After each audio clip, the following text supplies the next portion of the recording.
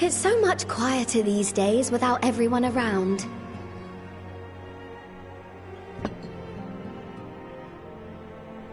Not that I'm pining for your return, you understand.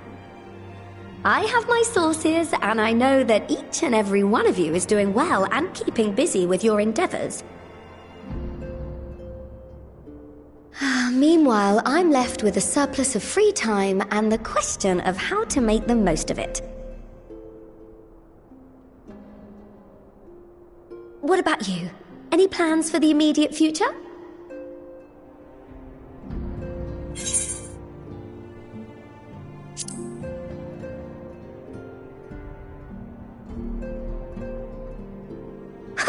Traveling to the edge of existence and back wasn't enough? Well, if that's the case, I might have a suggestion for you.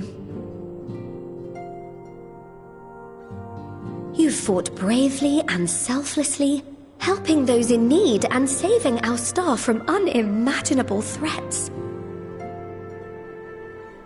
For your deeds, you've been hailed as the champion of Eorzea and a host of other incredible things. But why not put those titles aside for a while? Acquit yourself as a simple adventurer again, and travel the world in search of wonder.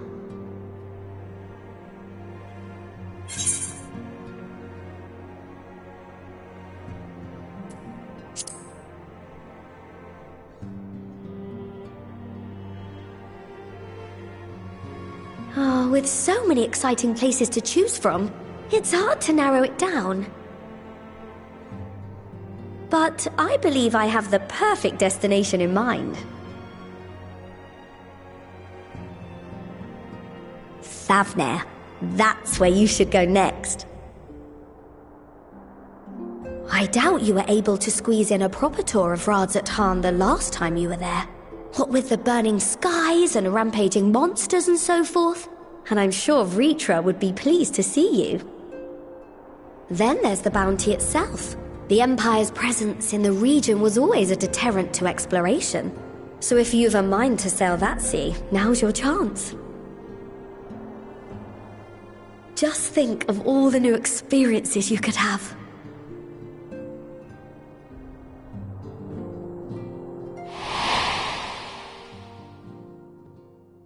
Tell me, have you been to the ruins beneath the waters of the Bounty?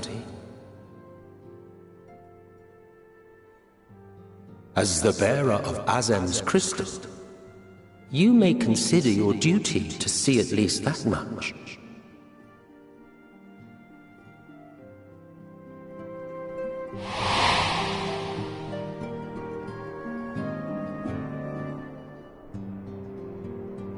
Oh, I know that look.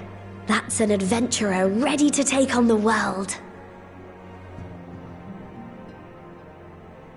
In anticipation of an occasion like this, I was planning to gift you a new set of traveling clothes, but it's still a work in progress. Shouldn't take much longer now, though, so sit tight and I'll have the last few bits sewn up before you can finish another cup of tea.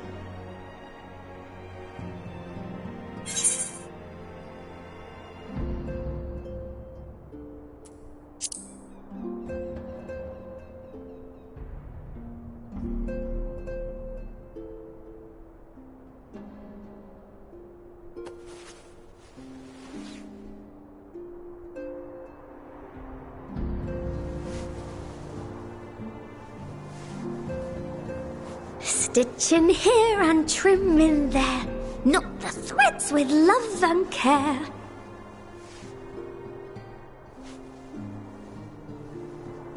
Just a little more to go. I'm sure you're still brimming with excitement. I am one with the needle. See how the fabric surrenders to my whims.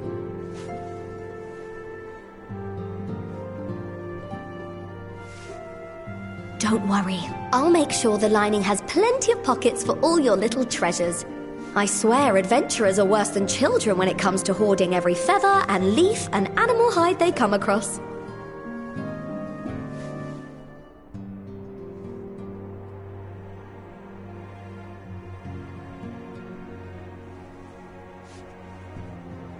Oh, we mustn't forget the waterproofing.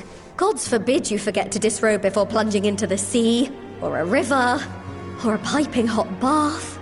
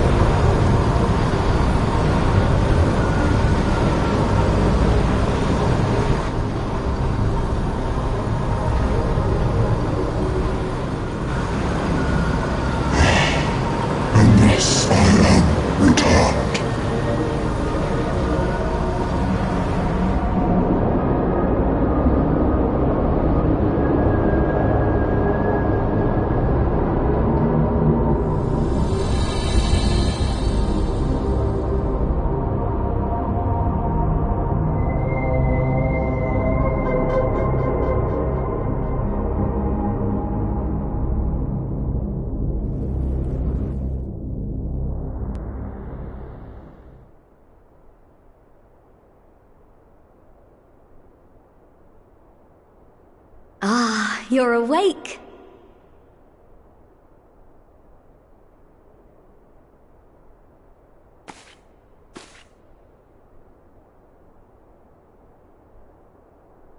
My apologies. I do get a little carried away with my sewing.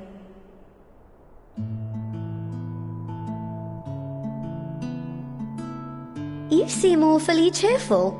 Pleasant dream? Or are you just looking forward to the next chapter of your grand saga?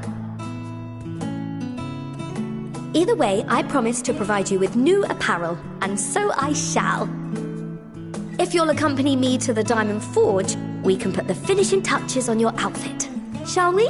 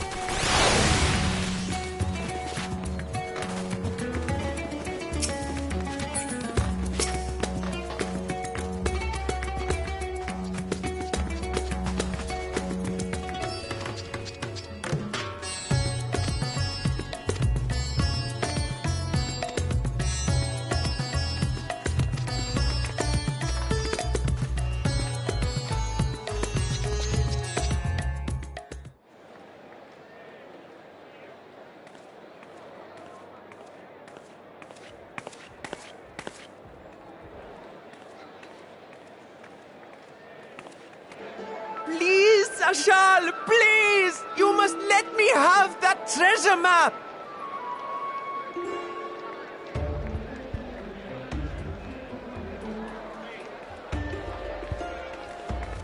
What's all this about?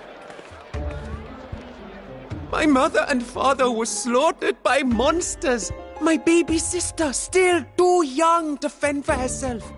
Can you spare us no kindness? So, you hope to find your fortune? And what? You expect me to surrender my wares for pity's sake? What have you to offer in payment?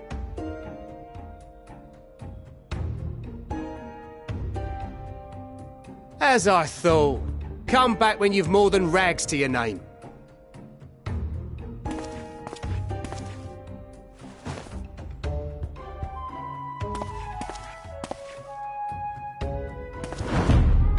This is no mere treasure map. It is a guide to the vaults of Arzadal III, one of the great satraps of Radzat Han, and a direct descendant of Alzadal Khan. A map to Alzadal's legacy? So he says. A fake, I'd wager. This is no fake. The parchment is marked with an arcane glyph of passage. You may find the ruins hidden in the bounty, but you won't be setting foot inside without this in your possession. A priceless artifact it is, discovered amongst the rubble in the aftermath of the final days, and lovingly restored by yours truly. This map is the key to fabulous riches, and I'll be the king of fools to simply give it away. Be glad I am no such king, boy. Your scrawny-eyed had never returned with that treasure alive.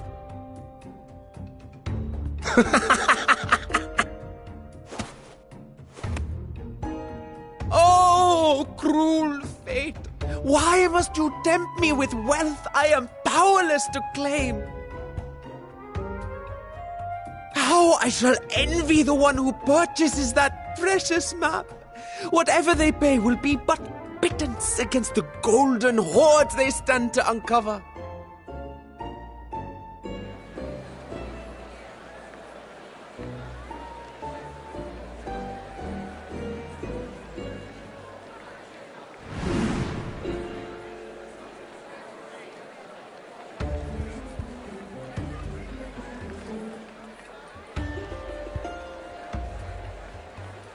What have you, sir? Fighting man of your stature would surely relish the challenge of recovering Alzadal's lost fortune.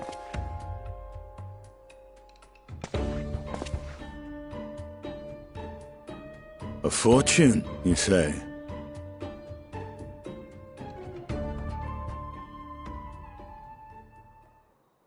If I had but the strength to seize that treasure, my starving sister would never want for food.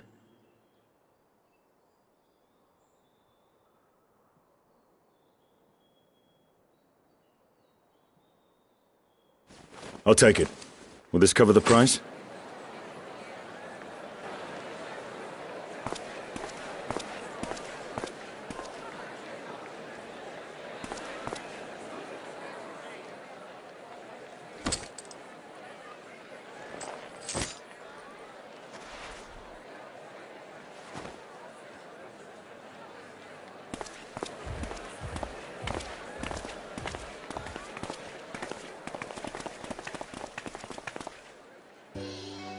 Well met, my friend.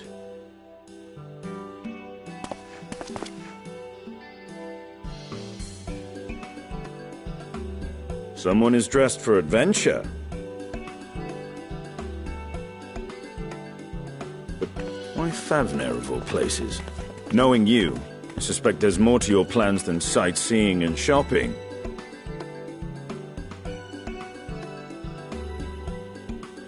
Ruins beneath the bounty. Curious. And here I've acquired a map to just such a site.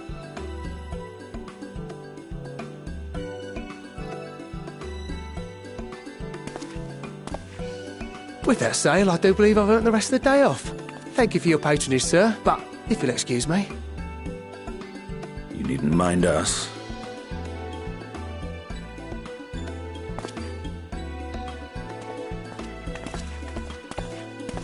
And now I fleece one of the heroes of the final days. Pray the sisters were looking elsewhere.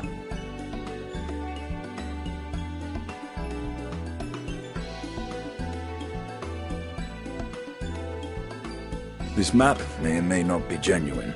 Either way, we'll need a ship to find out for sure.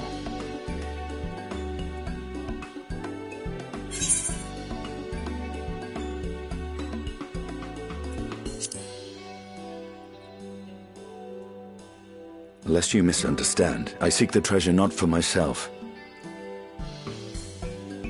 If such a fortune truly exists, then it could help ease the struggles of those who lost their loved ones in the final days.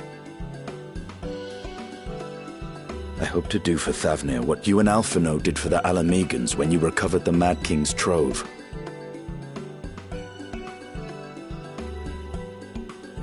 Come now. You know Alphino needs little encouragement when it comes to recounting the tales of your shared exploits.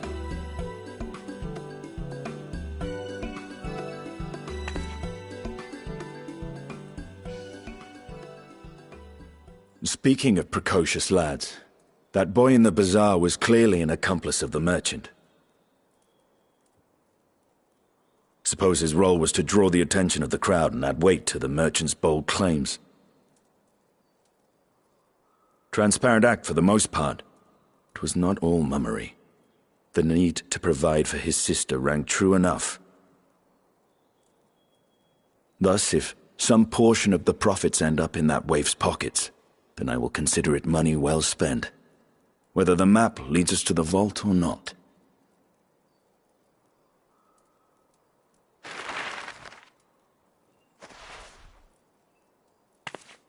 You are coming along, yes?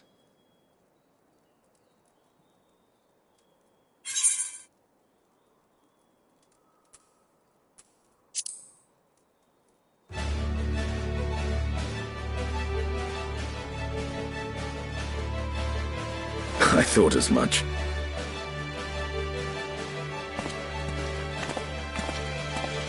Now, let's see about securing a vessel.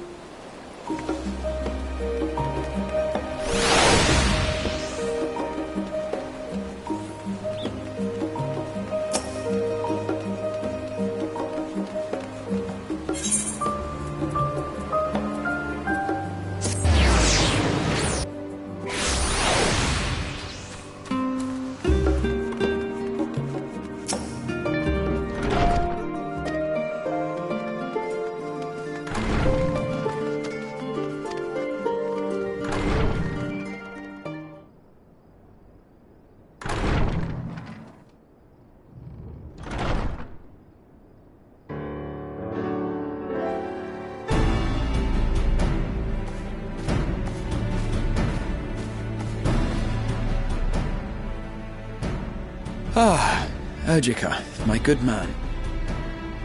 Would you be so kind as to... Oh, isn't this a pleasant surprise? I wish you had sent word ahead. I thought I was having visions for a moment there.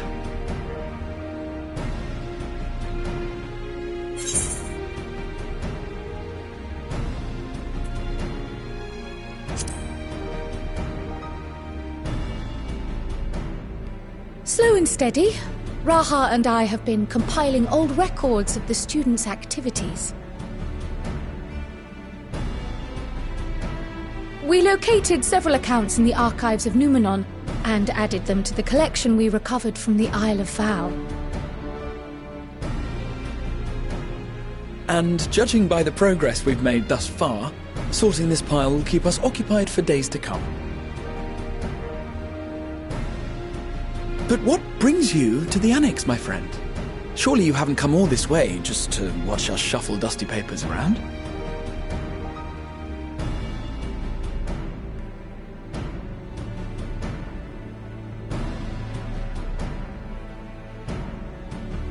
The treasure vault of Alzadal III. And you're looking for companions to join you on this expedition.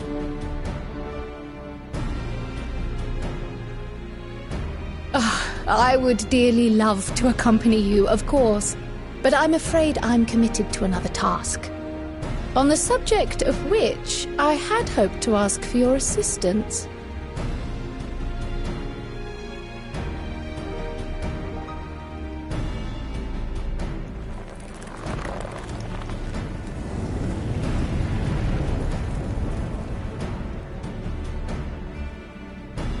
Then again, it's not so urgent that it can't wait until you've returned. You should go, Raha. I'll stay here and mind the shop, as it were. Are you sure? I'd hate to leave you short-handed. I'm sure. Just try to be back before too many moons have passed. Well, I guess we're off on another adventure already.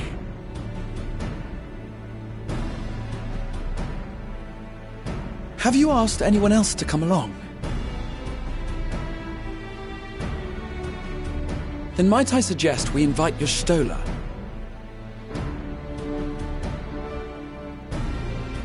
Ever since the Scions disbanded, she spent most of her time cloistered within the Great Gooble Library, hoping to piece together a method to traverse the rift. It would seem, however, that whatever wisdom she sought there was not to be found. She arrived in Sharlayan the other day. We spoke briefly before she began her search of Numenon. Considering what you've told us of Alzadal's extraordinary feats, I do believe your Stola would be more than interested to hear what you have to say.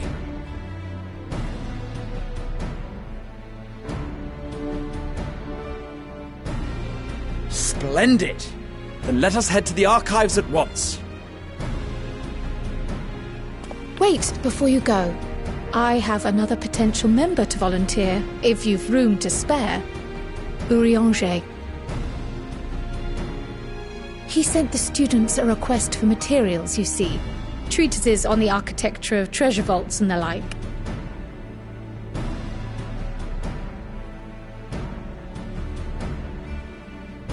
From what I can gather, the Loperites are looking to make improvements to their own creation and wish to learn more about how we build things down here.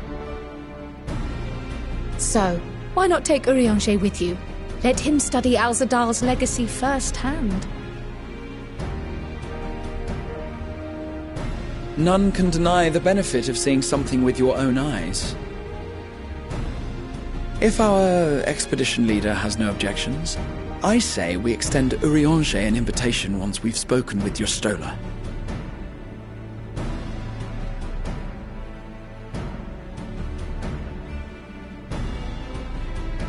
Safe travels, you two. But don't forget, I'd still like your help with that other matter I mentioned.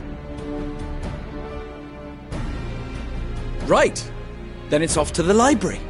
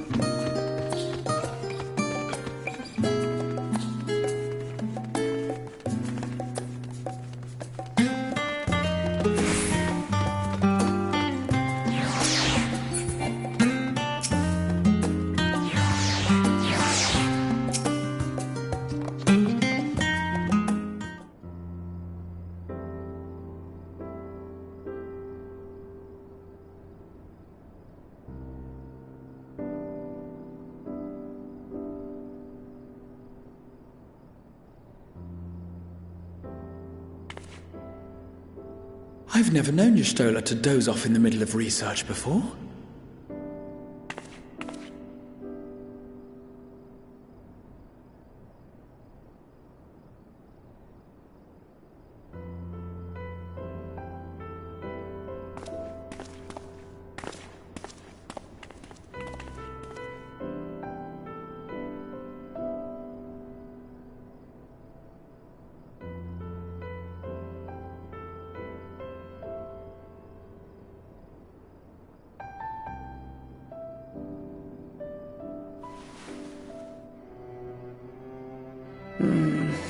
could close my eyes for one moment.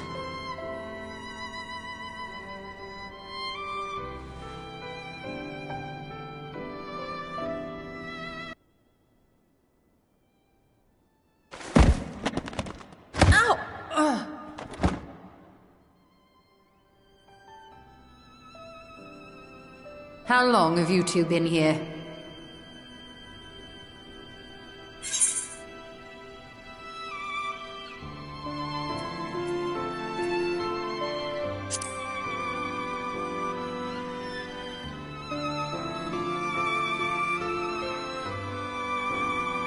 Nor did I want to fall asleep.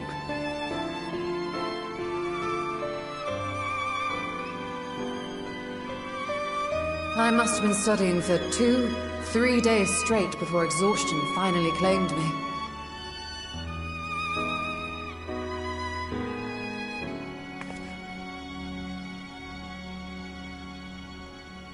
As you know, I've been researching ways to travel from the source to one of its reflections. Well, looking for hints at least. I don't expect to find a simple set of instructions tucked away in some dark corner of the library.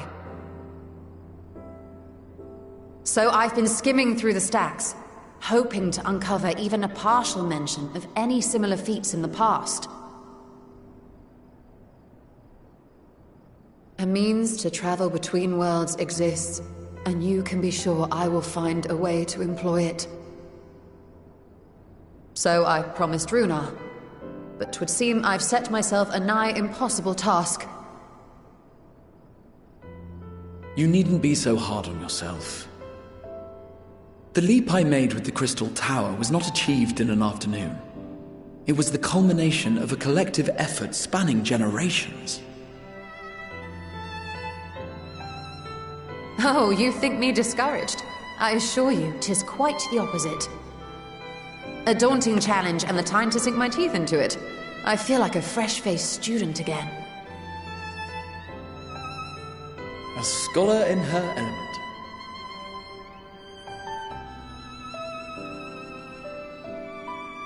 Indeed. Was there something else you wished to ask of me?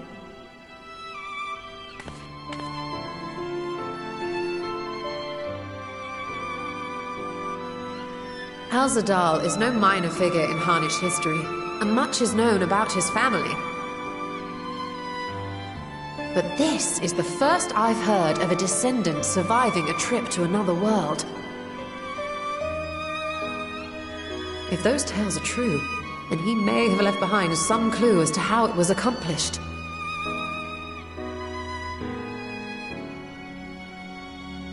An invitation to delve into one of the world's lingering mysteries. As if I could refuse. And whence do we embark upon this expedition? Achiali, by ship. But before that, we thought to extend an invitation to Urianger as well. He was in Thalmazane, last we heard. Then by all means, let us recruit him, and be on our way.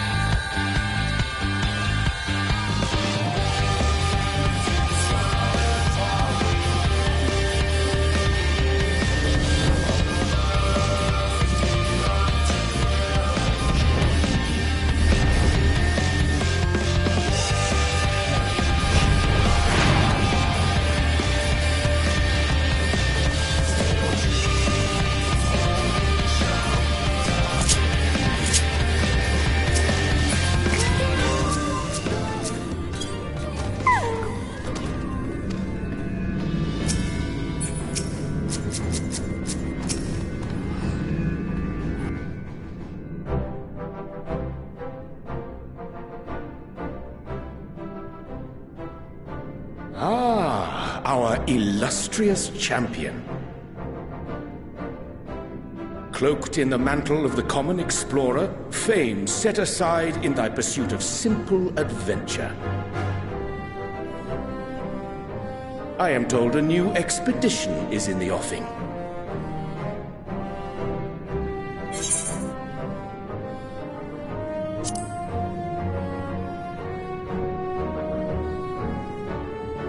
And thee. As ever, thou art the picture of strength.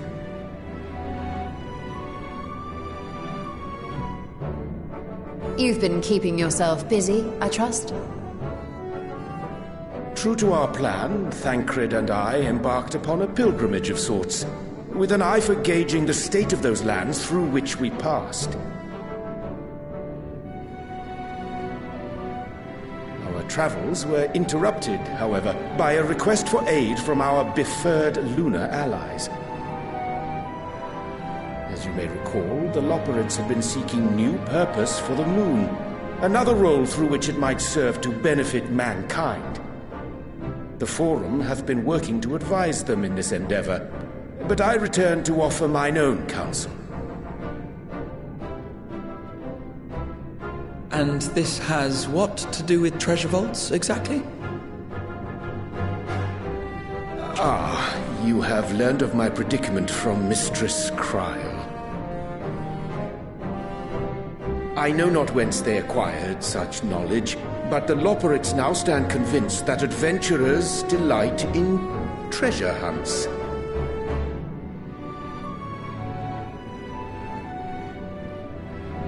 Thus, with their newly built wonderland of riches and mystery, do they hope to entice all manner of daring delvers to the moon.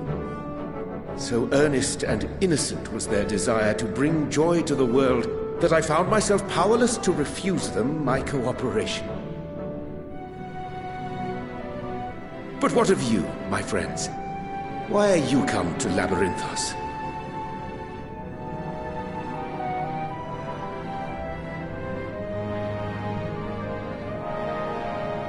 Fascinating. This is indeed a most fortuitous opportunity. I should be honored to accept thine invitation.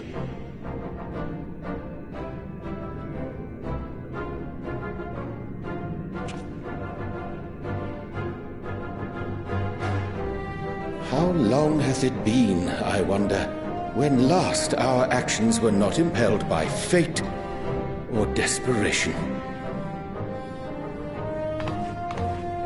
Aye. Though I cherish the Scion's accomplishments, 'tis pleasant to not have the weight of the world upon our shoulders for a change. Counting Istinian, we number 5 now, yes?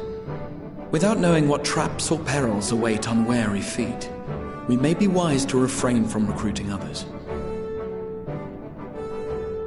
I agree. Between us, we should have the skills to handle whatever situation may arise.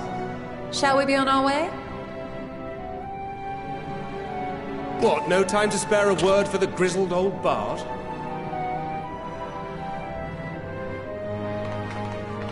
All is well, I trust? A wasted trip, I'm afraid. I'd hoped to catch up with a former mentor while you parleyed with the rabbits, but it seems our paths were not to cross.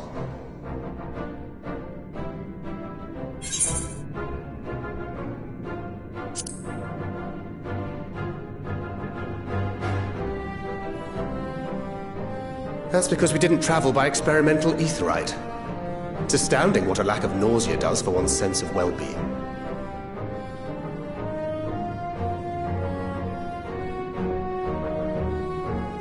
In any case, as we made our way around Ilzabard, we saw that much of the continent was in various stages of chaos. A certain amount of disorder is to be expected. The final days are over, and the people no longer have a common threat binding them together. That's the thing with these fledgling troubles, eh? You need to keep an eye out, lest they mature into full-grown headaches. So, for what reason have so many esteemed personages seemed fit to gather?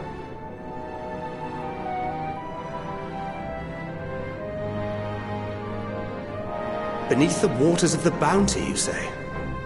I see you've already stolen away my traveling partner with the promise of unexplored ruins and scholarly glory. Nay, 'tis not for mine own indulgence, but rather the fulfillment of my commitment to the Loporrits. Ah, of course. And if you have a Stinian rounding out your group, you'll likely have all the members you need. Feeling left out? I could put in a good word for you, if you like.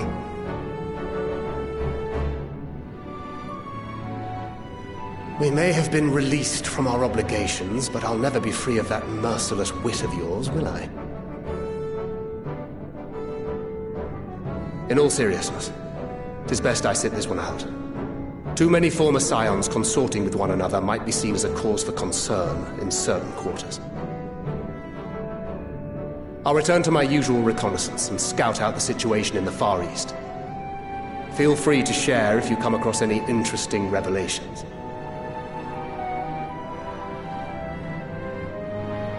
Till we meet again.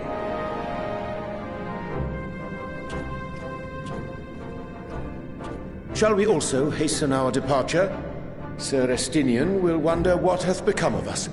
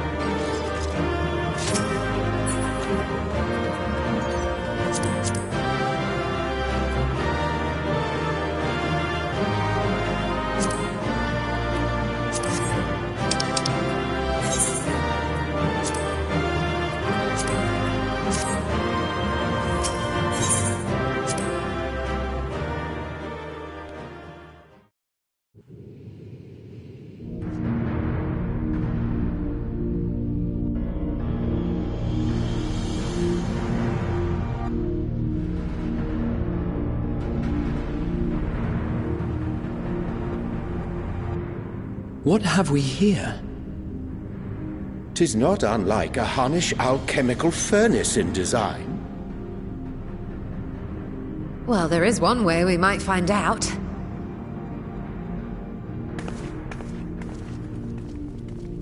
Stop! You mustn't touch it.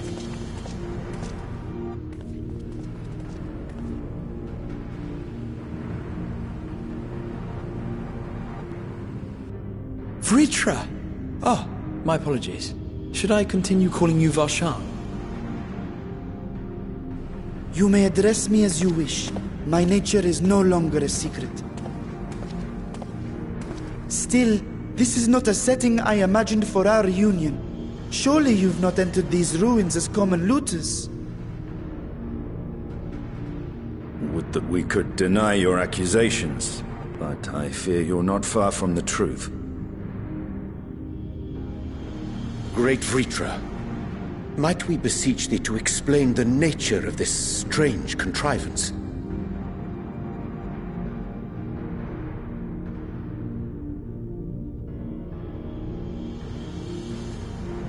It was crafted by our alchemists at my behest, for the purpose of sealing something away.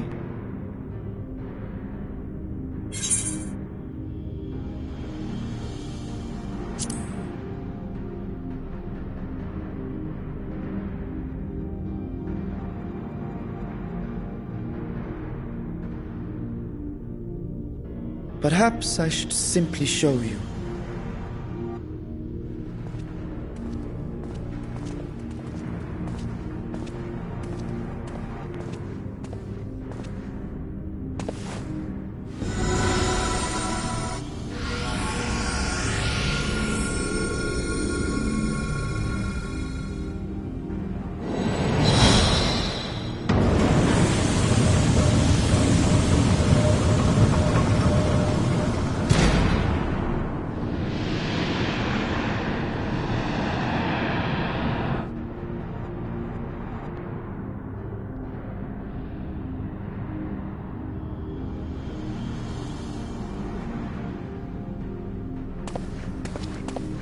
I have lifted the seal, if only for the moment, by an authority only I possess.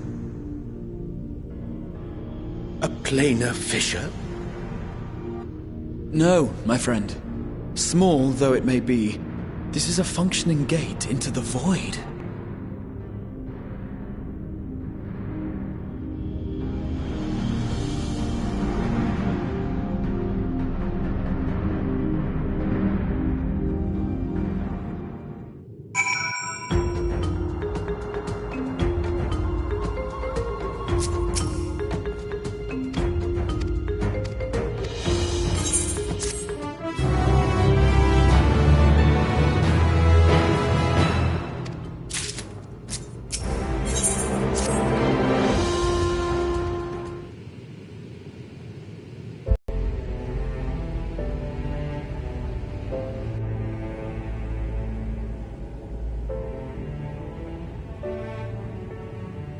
I must admit, I am deathly curious to know how a void gate came to be hidden in the depths of these ruins.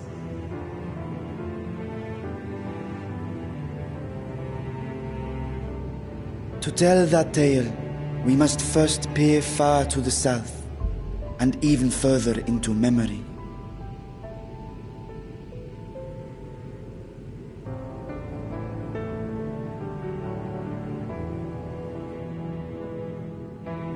An age 5 millennia past, when the Algan Empire sent an invading force to the shores of Merasidia.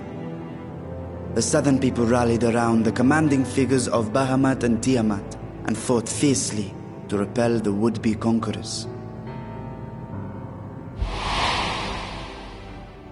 With Bahamut's defeat, however, the tide turned against them. Desperate to seize any advantage, the Mercidians resorted to summoning primal entities.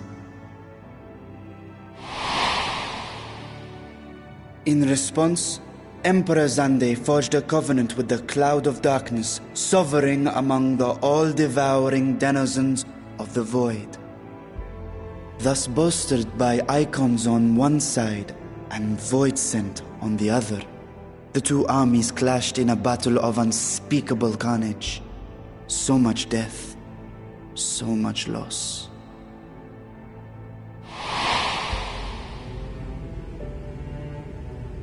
I consider myself well versed in that period of history, yet you speak as one who witnessed it happen. Indeed, I did. I heard Tiamat's roar of defiance and sped toward that war-torn land.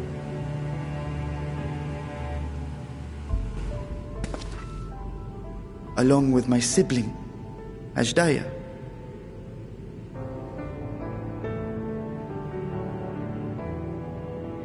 We dragons are not male or female as men are wont to classify, but elder sister is the closest a mortal tongue can come to describing what she meant to me. I was the last of our brood to hatch, and Ashdaya cared for me where my sire could not. Thus I was with her when Tiamat roared. I was with her when she journeyed south, and I was with her when she fought against the void-sent hordes.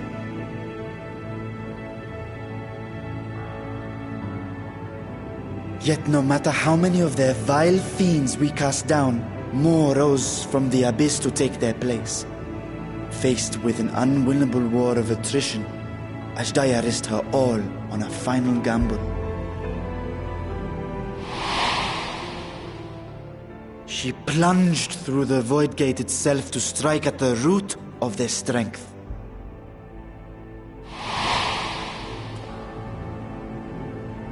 I tried to follow in her wake, determined to lend what aid I could.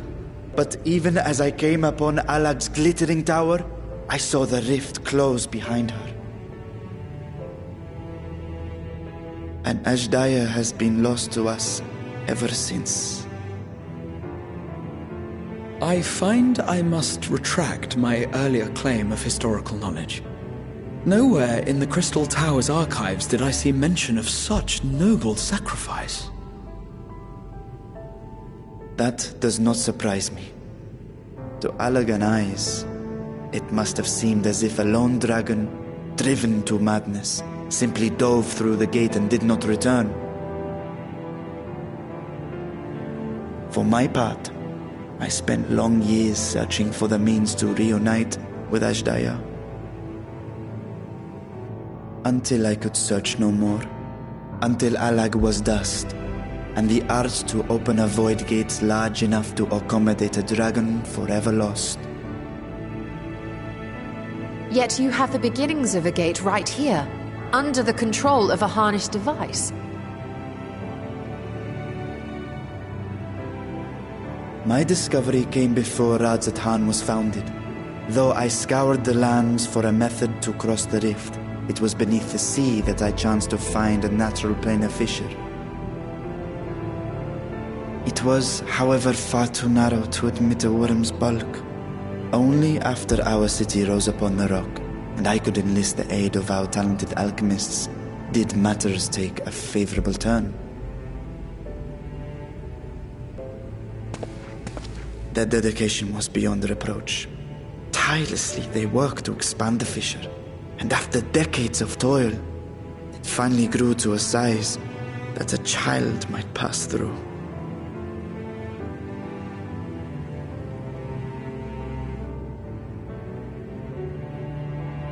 Not long ago, you told us that you called out to your kin, that Ashdaya's answer was silence. I suspect the conclusion to your tale is not a joyful one.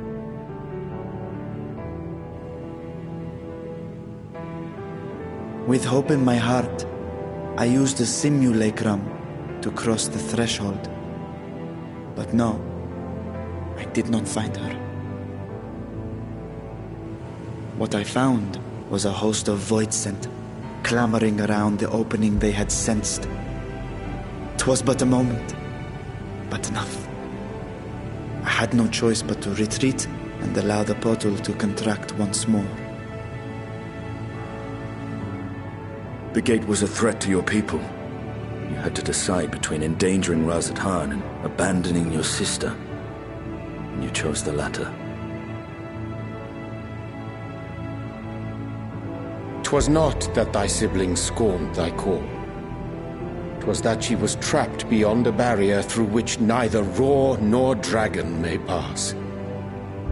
Even now, in the desolate world of the 13th. I can scarce imagine your pain, yet it was wise not to linger in that place.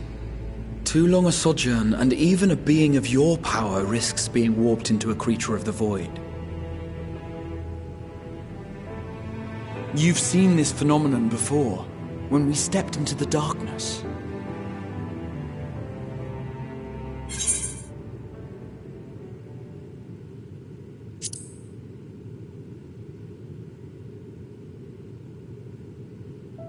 As did I. Were it not for Une and Doga, or Nero, for that matter, we might never have made it home. Do you remember what happened to Nero? How his wounds allowed the Void's corruption to enter his body and twist his ether? Had it been allowed to progress much longer, I presume he would have been fully transformed. Then there is little hope for Ashdaya. Ah, no. I hadn't meant to. I speak only of possibilities. The scales of the First Brood are extraordinarily resistant to ethereal fluctuations. They are the protective talisman's core components after all, and even the corruption I described would struggle to overcome. Of course. With the warding scale in one's possession, one could conceivably survive a stay in the 13th without being warped by its energies.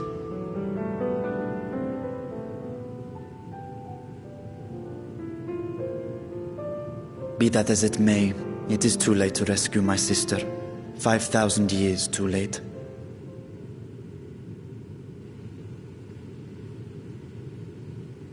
And now countless others look to me for guidance and protection.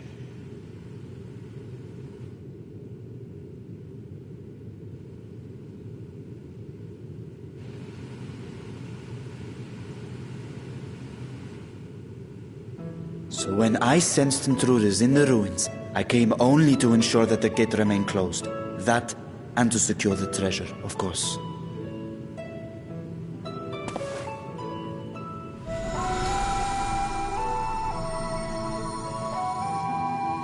I wish only to forget the rest.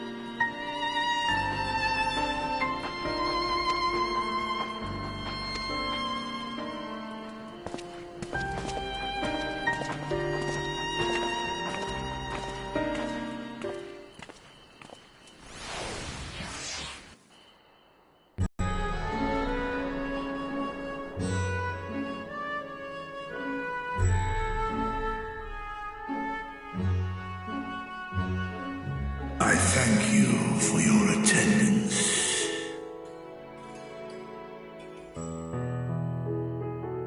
The riches the Radiant Host have retrieved were hoarded in Al-Zadal's name. A fortune I set aside for a future day of need. And lo, that day hath come. May it aid our wounded city in reclaiming its vibrancy and vigor. In better times, I would leave such a task to our capable Ahawan. God's rest his soul. Finding myself bereft of his counsel in the here and now, I will assume the responsibilities of mine office directly. Firstly, the treasure shall be sold for more convenient currency, thence invested into the trading port of Yedlamad. Our merchants must have their operations restored, their ships rebuilt. Commerce must flow once more. None were spared the tragedy of the final days. Of this I am well aware. But an absence was created by the loss of Kalzal's consortium. And by filling it, we provide new means for our fishermen, our artisans, and others to bring their wares to distant markets.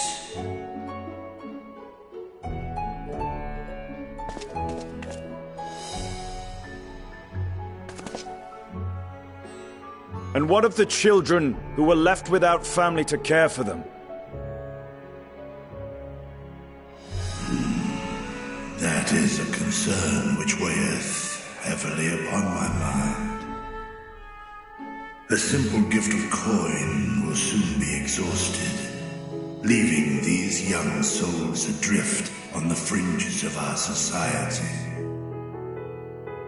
Nay, a proper solution is needed, one which doth guarantee their welfare for years to come.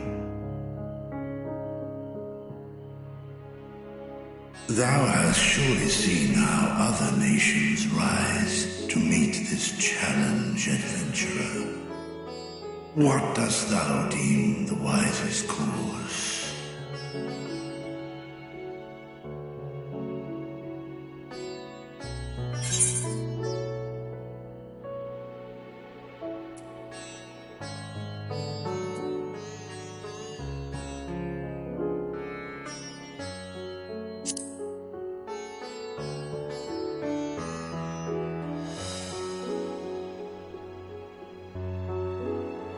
Of course, we can draw on trading profits to build a new institution. Let us put this idea into practice. A contract shall be written, requiring all who receive of Al-Zadal's treasure to commit a portion of their future earnings towards the running of an orphanage.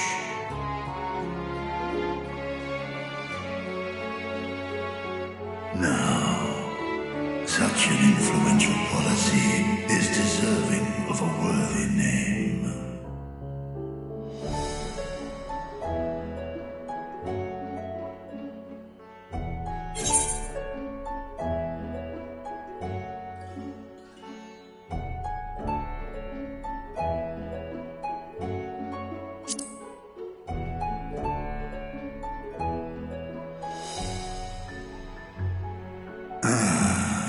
A fitting candidate. Kalzal should be remembered, not as the blasphemy which terrorized Thavne, but as a hard-working and generous man who brought much wealth to our shores. Do any among you object to this proposition? Many here lost loved ones to the beasts. In that time of strife, any one of us could have broken. Any one of us may have been taken by despair. When I think of Kalzal, I feel no hatred. Only a stinging regret that we could not save him as well. Isn't that right, men?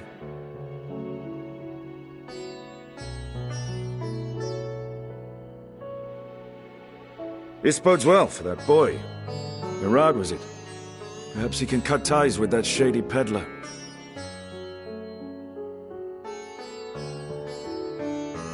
Then let it be done. Henceforth, this initiative shall be known as the Kalzal Foundation.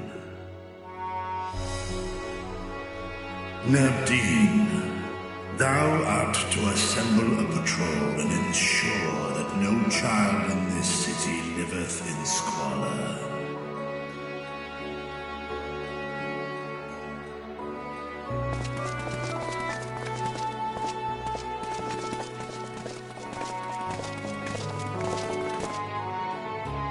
Clerks, see to the management of our funds and make haste.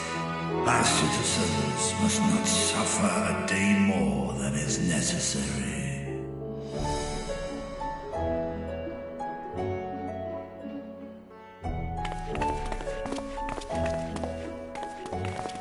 Dragon and man, side by side in pursuit of a brighter morrow. I'm reminded of Ishgard.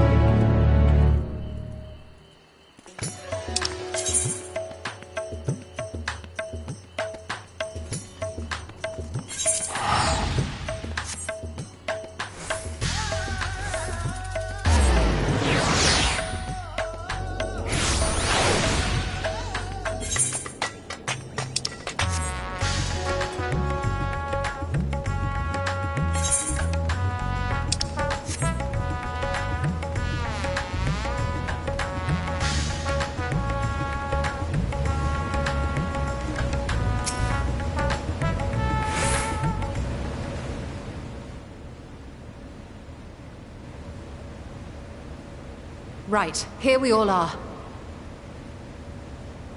You discovered something new. I took a closer look at that device. I was able to determine how it keeps the Void Gate sealed, but not how it might instead be employed to expand the opening. For that, I would need to reference the technique developed by Vritra's alchemists, no records of which appear to have survived the intervening years.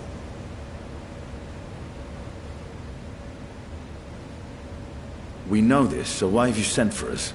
Have you learned aught of value or not?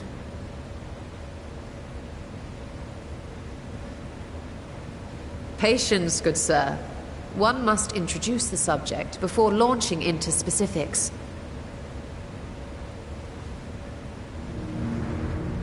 From what we understand, travel between worlds is accomplished by passing through the nebulous rift which exists between them. Picture, if you will, the moment you were called to the first.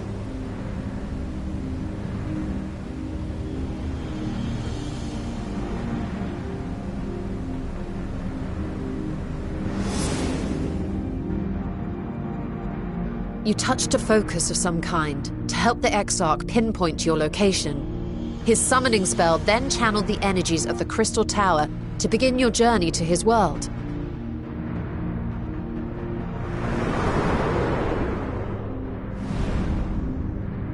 The magics tore a hole in the wall separating source and shard, and cast you into the intervening nothingness. In that place, the laws of nature hold no sway.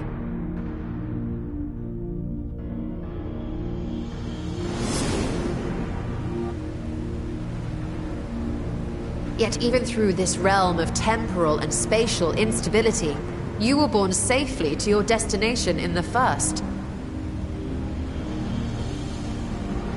The feat that guided you across such an unimaginable distance both physical and metaphorical, was nothing short of a miracle.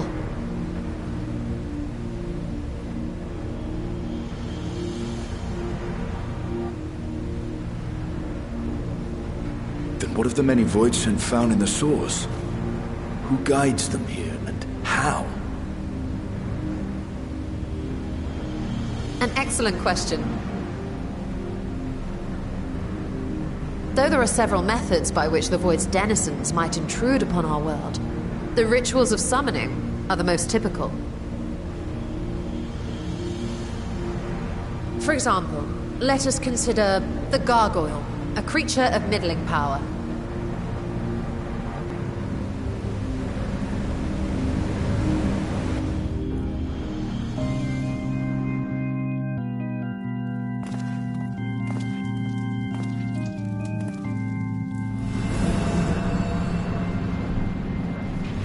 To call upon such an entity, the prospective summoner must force open a void gate.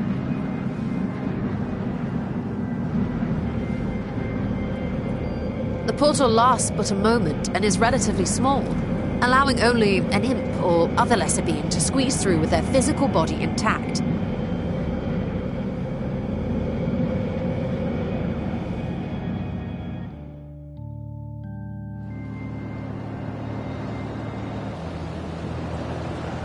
Our more powerful gargoyle, however, is too large for that. Creating a gate big enough for him would require vast amounts of energy, far beyond the reserves of any one mortal practitioner.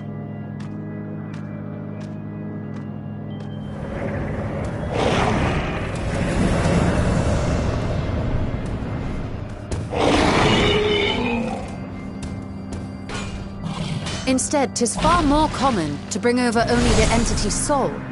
We had a taste of that ourselves when a certain exarch dragged us to the first.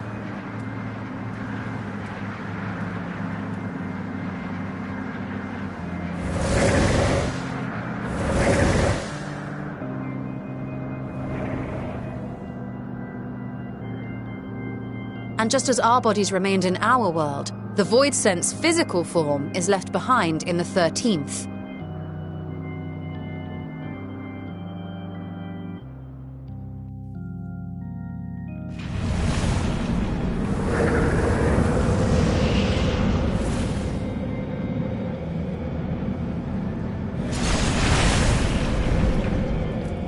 Once at its destination, the summoned soul is granted a temporary shell to inhabit.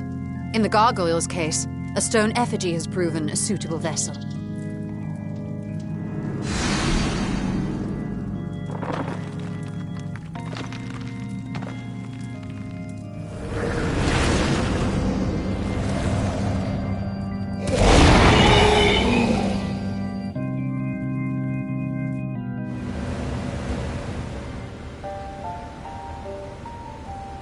Wait. You said that Voidsent must be called here deliberately by someone in the source, reeled in like a fisherman with his catch. Exactly. For a being to navigate the chaos of the rift, with or without form, there must needs be a guiding agent on the other side.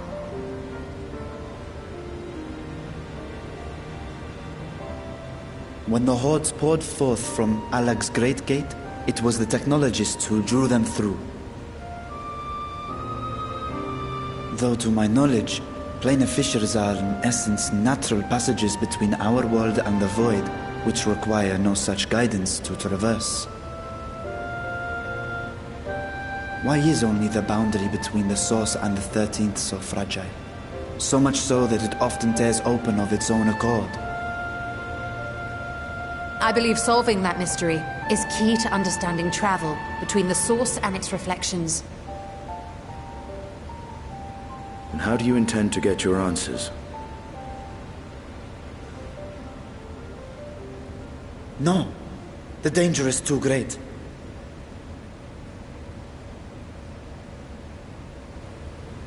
Perhaps. But what some call danger, others think of as adventure.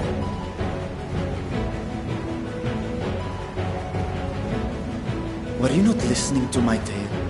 Never mind that the means to expand the gate has been lost to the ages. Even could you force the portal wide enough, you would be greeted by an army of murderous horrors the very instant you step through.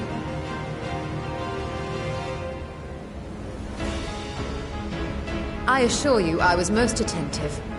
And I agree that to go alone would be certain death. But if I were to bring along one who has already braved the 13th, and humbled the Cloud of Darkness, well, I imagine my chances would be much improved.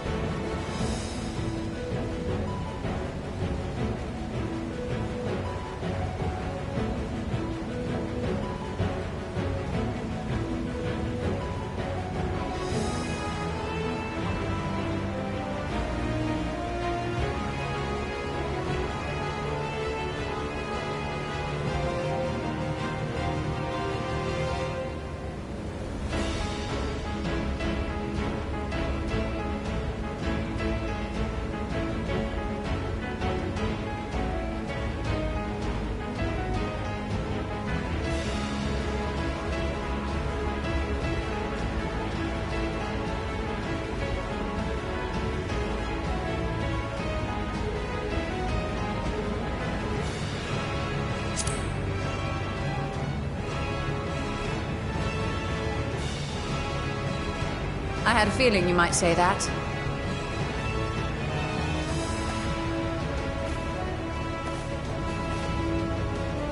Once again, I put my life in your ever-reliable hands. That said, as much as I would like to march straight back to the Void Gate, there is the small matter of being unable to open it without the Satrap's personal authority.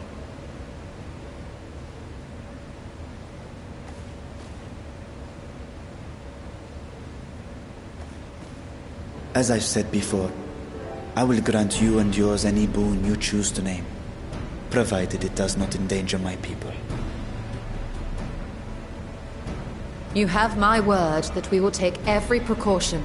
Not a single Voidsent will be allowed to threaten Radzat-Han, assuming we manage to expand the portal in the first place. You have a plan.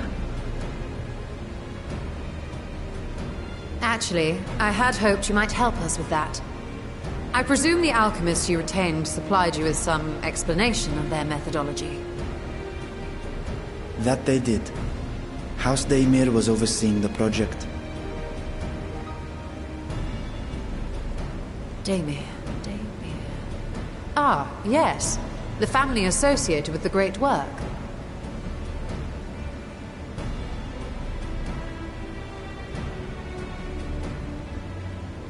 I did not fully comprehend the theory, but their research began with a Voidsent which had slipped through the fissure. After a thorough examination, they created an arcane simulacrum possessed of similar qualities.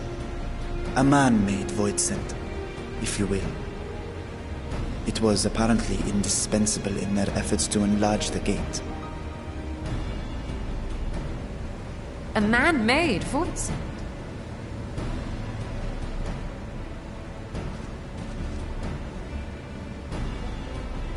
Yes. Being great admirers of the Archons, House Daymir submitted detailed notes to Charlene's official committee. They expected praise and accolades for their simulacrum, and were thus devastated to be informed that their work had been classified as prohibited material. If that's true, then those notes might still be stored in a forbidden archive somewhere. Not Google, of course, since that library had yet to be built. Which leaves us with...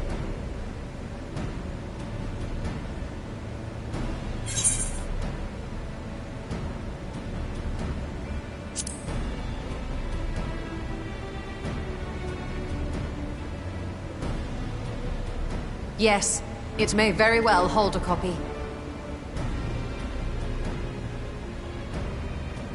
In which case, I say we head directly to Charlene.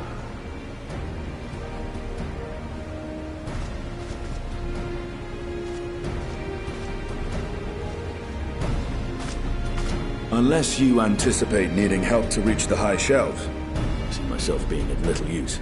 Go on ahead. I still need to find Mirad and tell him about the Khalzal Foundation.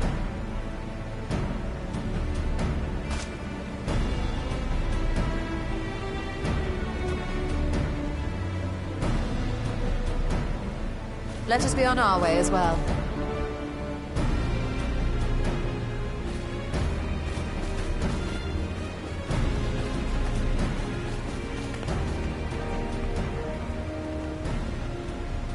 They are resolved to venture into the void. Do I sit idly by?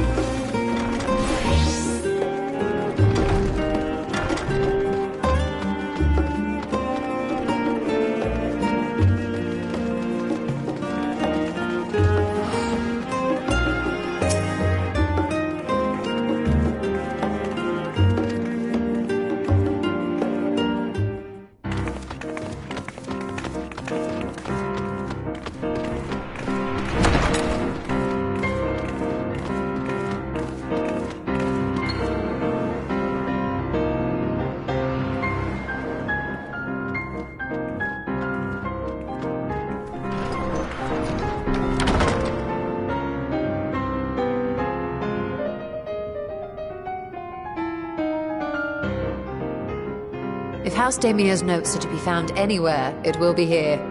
Let us begin.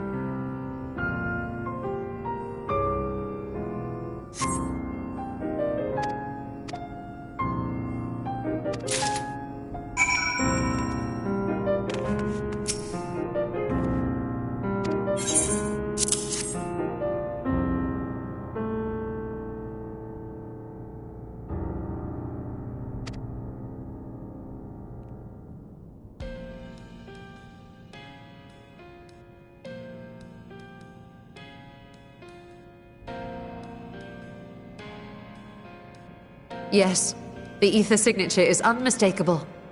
I've felt the traces of House Damia's resonance many times at the Great Work. Time to see what all the fuss was about.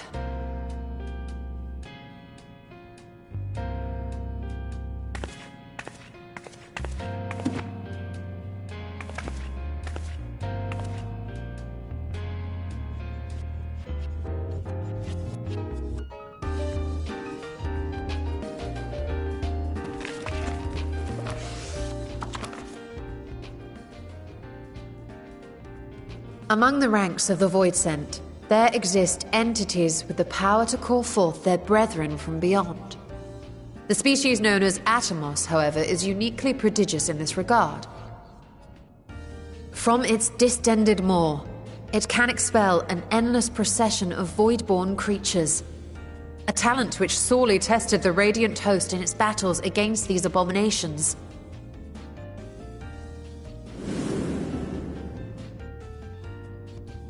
Surmising that the entity itself was acting as a void gate, we endeavored to capture a small specimen and subsequently examine its physiological structure. Our findings reveal that the Atomos had absorbed a planar fissure into its own flesh, which it could expand at will into a functioning gate.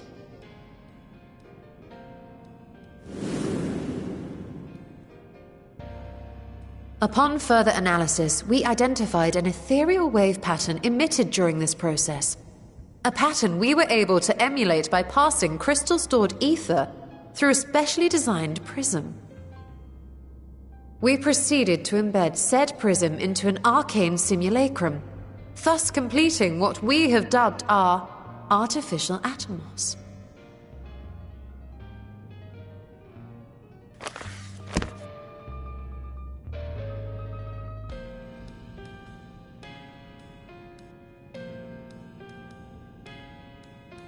How could I have been so blind to the possibilities?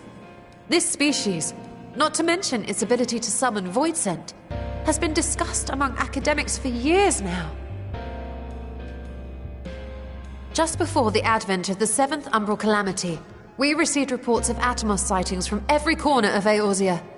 Surely you've at least heard the tales.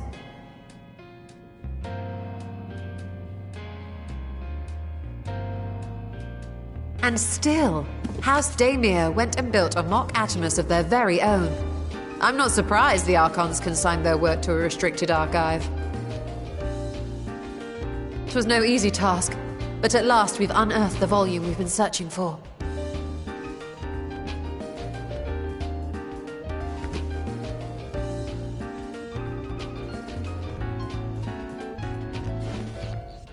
I'd be lying if I said I wasn't tempted to stay longer.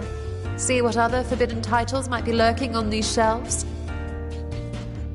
But But that would be abusing the very special privilege we've been granted now, wouldn't it? Better not.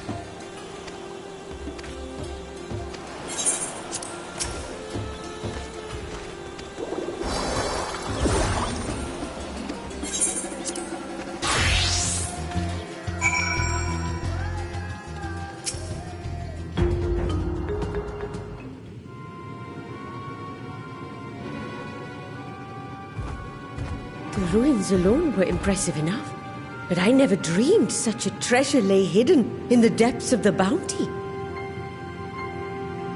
It may have been helpful to know this device existed, Your Excellency. My apologies. The gate was a secret I shared with none but my closest advisors. I feared for what might happen should those with ill intentions learn of its existence.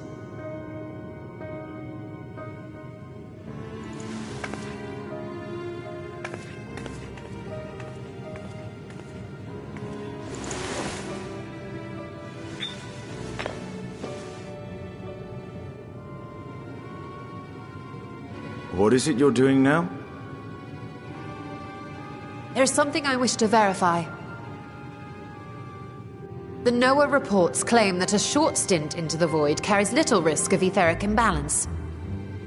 Should one suffer an injury, however, or if one's expedition drags on longer than intended, that risk becomes significantly greater. Graha theorized that a warding scale would confer protection from the void's corrupting influence. But I would prefer to test that hypothesis before we set foot in the 13th ourselves. So, this is an experiment of sorts?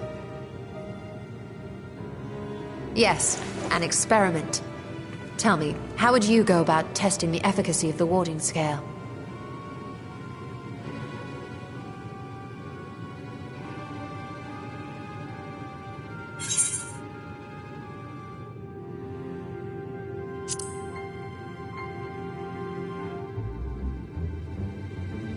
And how would you do that? The gate is still too small for any of us to pass through. Estinian is correct, which is why I've elected to send a familiar in our stead.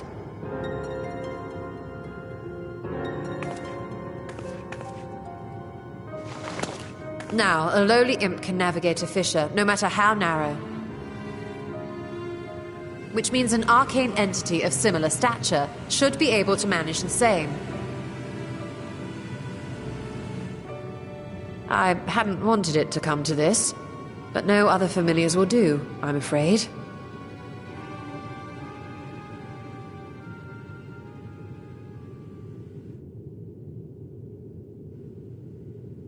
I mislike the sound of that. What manner of fiend does she mean to summon?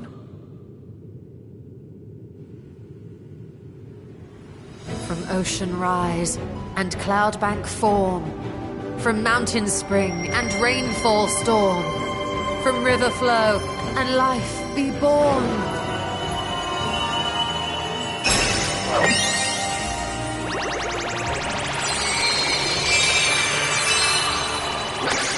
Water, water, froth and foam!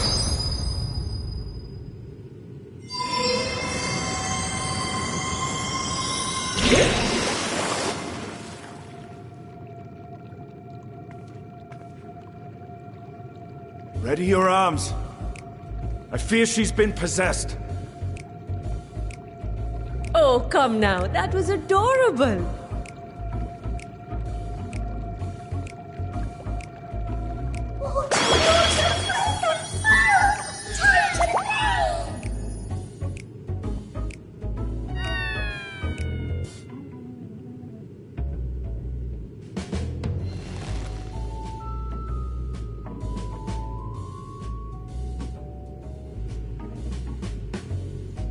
Though not my first choice.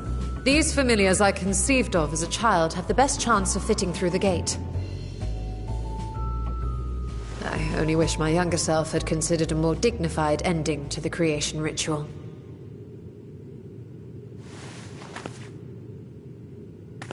In any case, these two should serve as well. This one will bear a warding scale.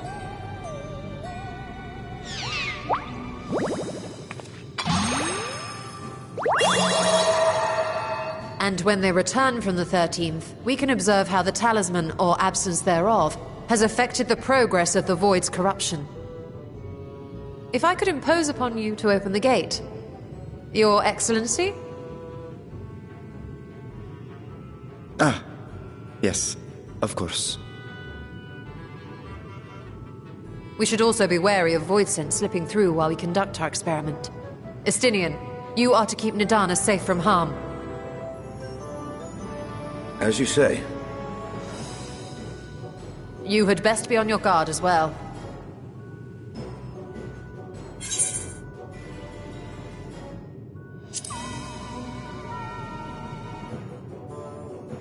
And we are glad for it. Let us begin, shall we?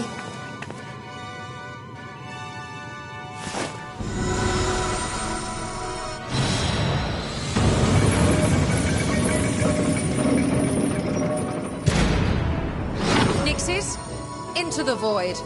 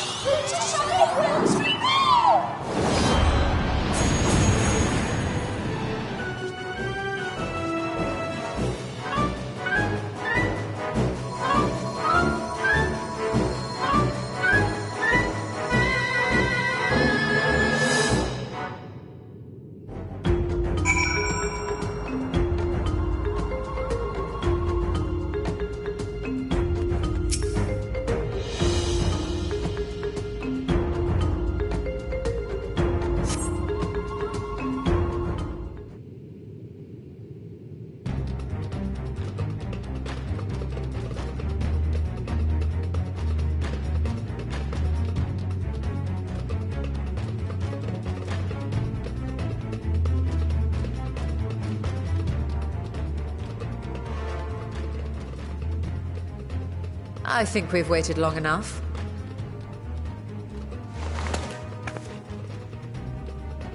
Nixies, return to my side.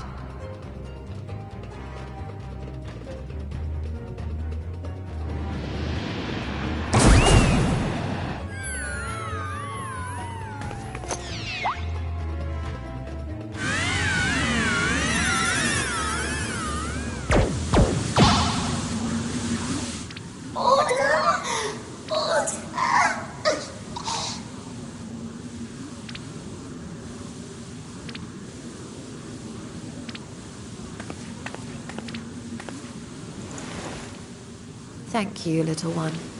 You did well.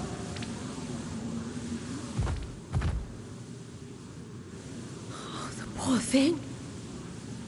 Its essence has been irrevocably warped.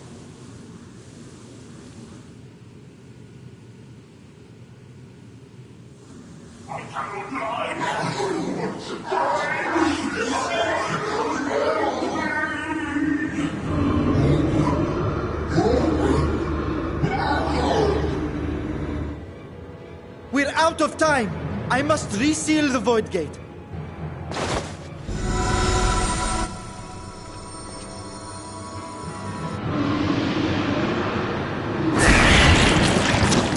They're coming through!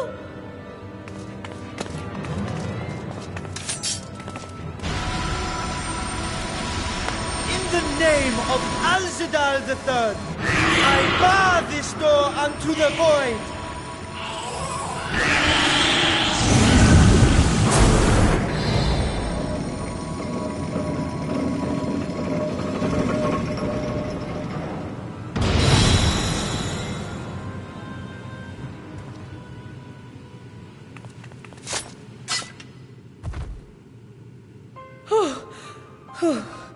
Well, that was a sharp lesson in the dangers of void gates.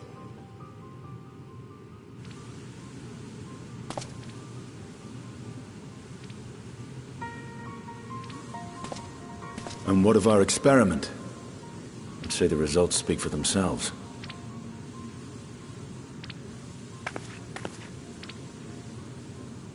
The unprotected Nixie has suffered extensive etheric corruption. As Nidana observed, it's well on its way to becoming a void scent. The one merged with the talisman, however, appears unaffected. I sense no changes to its equilibrium. Rest now, little ones.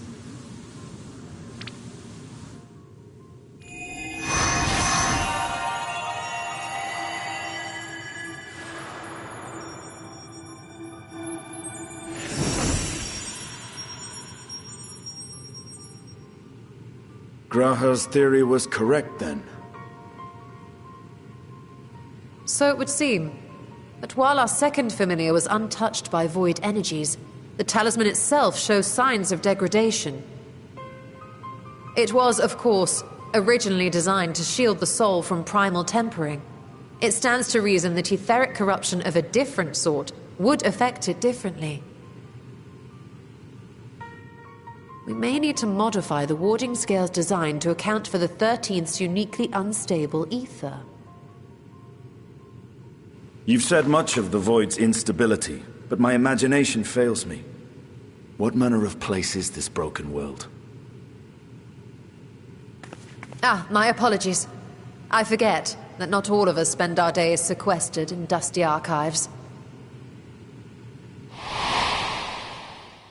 The 13th is a reflection of the source that was drowned in a flood of darkness. In Emmett Selk's own words, this tragedy was a result of the Ascians' attempts to force a rejoining. They erred in their haste, and made of that world a useless void.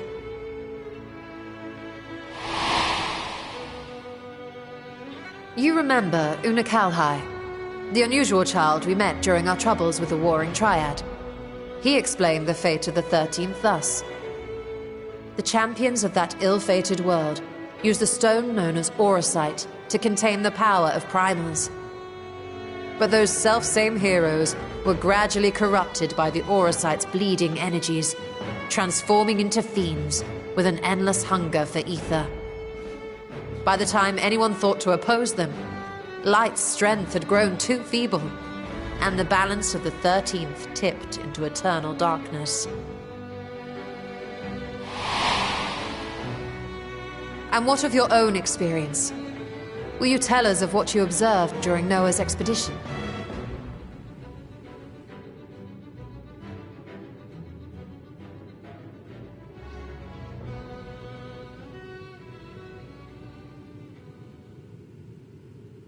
I can picture it now. The sunless, Stygian expanse, infested with legions of ether-starved monstrosities. A void in every sense of the word. What you have described in such lurid detail is exactly why I hesitate to encourage you.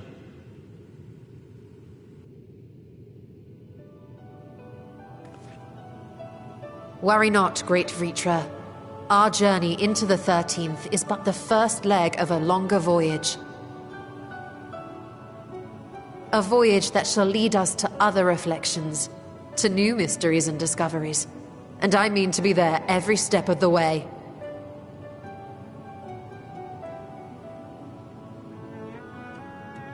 But first I must focus on refining the warding talisman.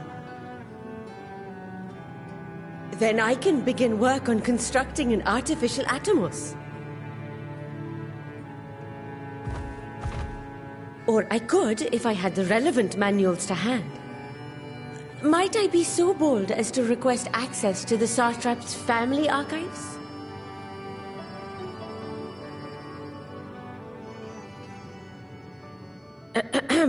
Your Excellency?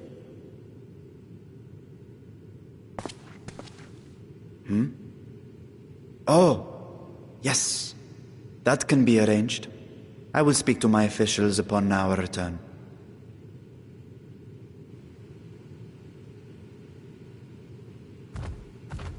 We will see you back in the city then.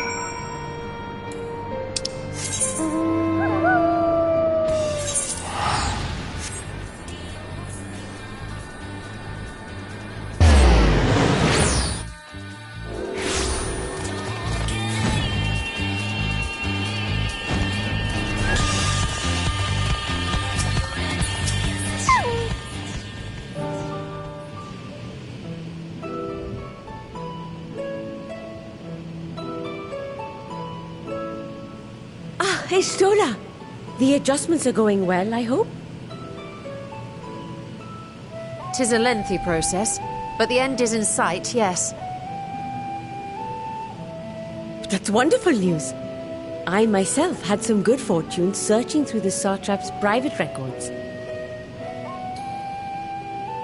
What I found was a transaction log dated around the same period as when Alzadal's legacy was built. It included a purchase list of highly exclusive alchemical components, and I knew I'd discovered the key to making the artificial atomos. I then visited the High Crucible to commission the materials. After I'd explained my requirements, I was beset by volunteers insisting I allow them to help with the entire project. The usual reaction to someone forcing open a void gate is to run for the hills. Harnish academics certainly are a different breed. The alchemists of old were cut from a similar cloth. The unknown held no fear for them. Indeed, they were ever eager to seek new knowledge, regardless of the danger. And were you not also fearless, heedless even, in your determination?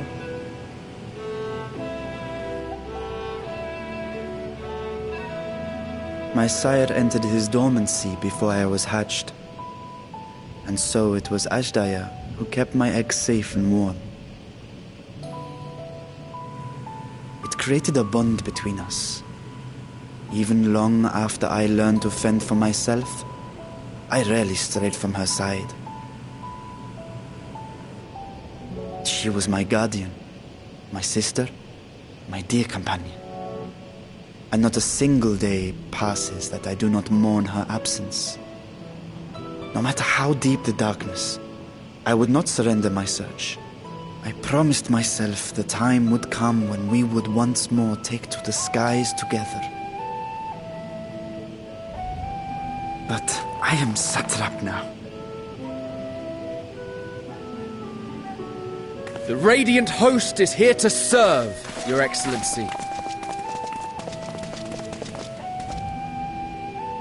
Nabdeen, what is this about?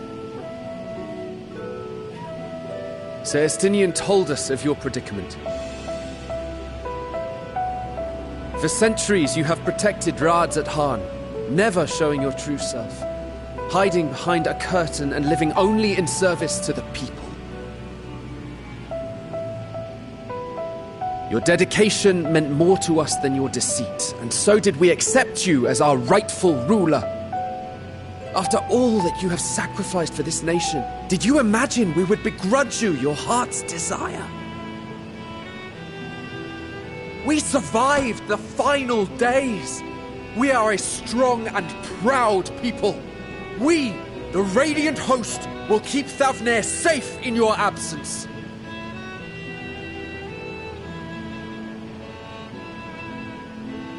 I am grateful for your loyalty and for your encouragement. And yet... Now you listen to me, Varshan!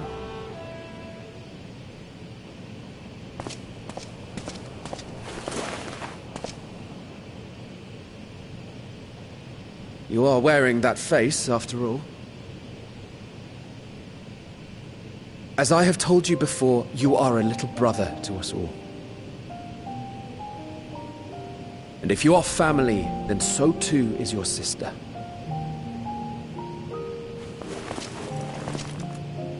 We are there for you if you need us. But do not ask us to sit by and watch while you abandon a sibling you have ached to rescue for millennia.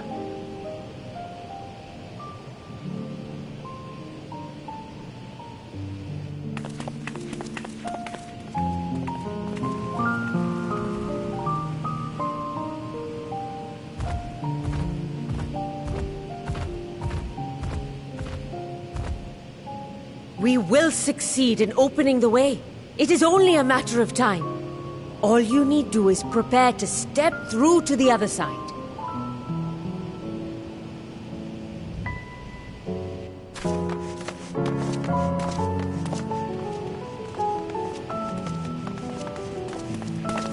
Your Excellency, I wanted to thank you for building the orphanage. It means so much that my sister and I will have a place to be together, safe and happy. And I hope that you and your sister can be together again, too.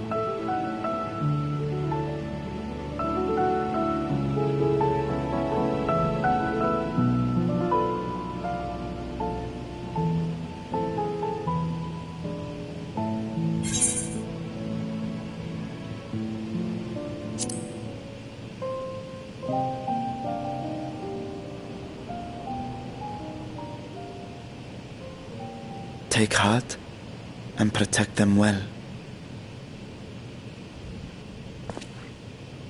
Such were the words I once said to you, and here I stand, failing to live up to them. If my heart is torn, I am fit to protect neither Ajdaya nor Radzadhan.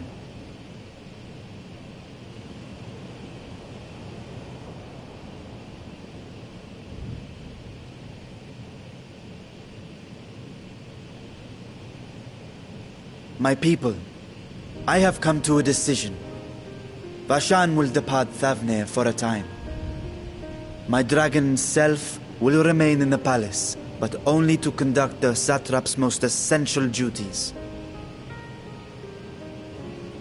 While I am focused on controlling this vessel, there may be matters that escape my attention. I rely on you, my trusted friends, to watch over one another until I return.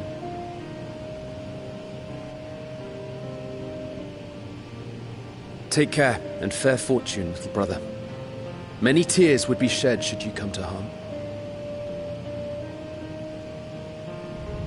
I would not dare make you cry.